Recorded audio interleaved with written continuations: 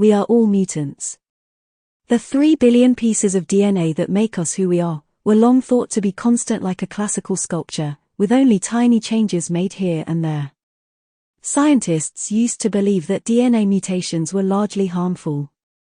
By the late 1990s and early 2000s, as the first sequences of the human genome came rolling in, researchers realized that their view of mutations was completely backwards.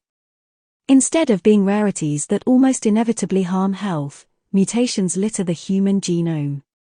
The average human carries around 400 unique mutations, and most of us are none the worse for them. This challenged some basic tenets of genetics, as well as the ways that scientists and physicians interpreted genetic tests. When Robert Rester, a genetic counselor at the Swedish Medical Center in Seattle, first began examining genetic test results in the late 1980s, he could identify only chromosomal abnormalities or alterations of massive amounts of DNA.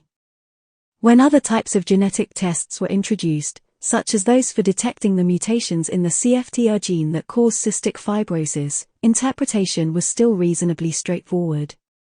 Because most of the people who had their CFTR gene sequenced showed clinical signs of cystic fibrosis, Rester could be reasonably confident that an observed mutation in that gene was the one that had led to the disease.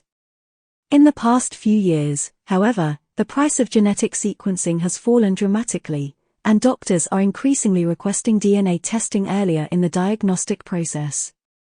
As more data is gathered, the sheer number of mutations we all carry becomes more significant.